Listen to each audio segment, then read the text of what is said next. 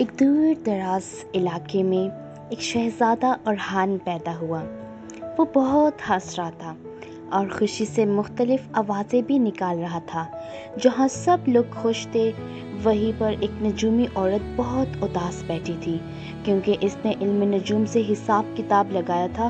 اس کے مطابق شہزادہ اورحان کی بڑی بہن شہزادی ستارہ کی طبیعت خراب ہونے والی تھی، کیونکہ ایک جادوگر نے اس محل پر جادو کر دیا تھا۔ اس کا نام شرکوت جادوگر تھا اور وہ شہزادی اقرا سے شادی کرنا چاہتا تھا۔ اب جب بھی شہزادی کی طبیعت خراب ہوتی، وہ ایک حکیم بن کر آ جاتا اور بہانے سے شہزادی کو اپنے ساتھ لے جانے کی کوشش کرتا۔ سب لوگ شہزادہ اورحان کے پیدائش کی خوشی میں ہنس کھیل رہے تھے اور اس سے باتیں کر رہے تھے، جبکہ شہزادہ اورحان خوب خوش ہو رہا تھا۔ اس کی پیدائش کی خوشی میں محل میں جشن منانے کی تیاریاں کی جا رہی تھی۔ غلام اور کنیز مختلف کھلونے تیار کر رہے تھے۔ شہزادی اقرا کی تو خوشی کی انتہا نہیں تھی۔ وہ تو سارے محل میں خوشی سے اچھلتی کود رہی تھی اور گیت گاتے پھر رہی تھی، لیکن اسے معلوم نہیں تھا کہ اس کی حالت خراب ہونے والی ہے۔ نجومی عورت نے شہزادی کے مستقبل کے حوالے سے بادشاہ اور ملکہ کو بھی بتا دیا۔ وہ دونوں بہت پریشان ہو گئے۔ انہوں نے بوڑھی نجومی کو آخر کار شہزادی اقرا کو کس طرح سے اس مصیبت سے بچایا جا سکتا ہے۔ اس بوڑھی عورت نے کہا، اگر کوئی جنگل میں جا کر ایک خاص نیلا پھول لا کر شہزادی کے ماتھے پر رکھ دے تو وہ ٹھیک ہو جائے گی اور جادوگر شرکوت بھی مر جائے گا۔ لیکن نیلا پھول لانا اتنا آسان نہیں ہے، کیونکہ اس کی حفاظت خطرناک جن کر رہے ہیں۔ جو کوئی اس جن کو مار دے گا وہی اس پھول کو حاصل کر سکے گا۔ بادشاہ تو بہت بوڑھا ہو چکا تھا، وہ اس مہم پر نہیں جا سکتا تھا اور ملکہ سوچ و بچار میں چلی گئی۔ انہوں نے شہزادی کی نگرانی پر اس کی آیا کو مامور کر دیا۔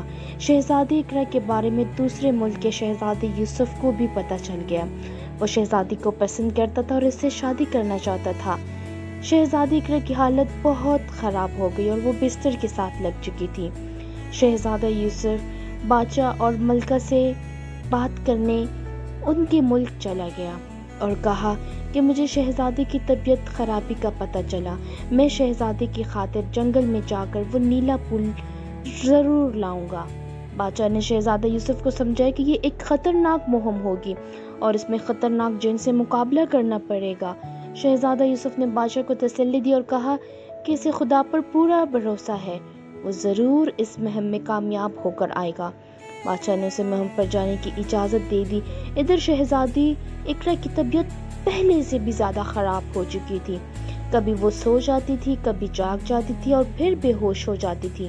بادشاہ نے غلاموں کو حکم دیا کہ وہ شہزادی کو اٹھا کر محل کی چھت پر لے جائے تاکہ وہاں اسے تازہ ہوا مل سکے، اور شہزادی کو اٹھا کر چھت کی طرف لے جایا گیا۔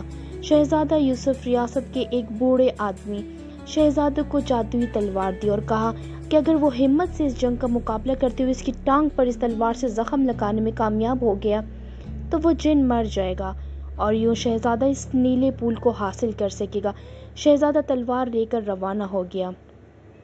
اس نے فیصلہ کر لیا کہ وہ ہر حال میں شرکوت جن کی ٹانگ ضرور زخمی کر ڈالے گا اور نیلے پھول کو حاصل کر کے ہی واپس جائے گا۔ وہ جنگل میں آ گیا، نیلا پھول تلاش کرنے لگا۔ اچانک اس کے سامنے شرکوت جن آ گیا۔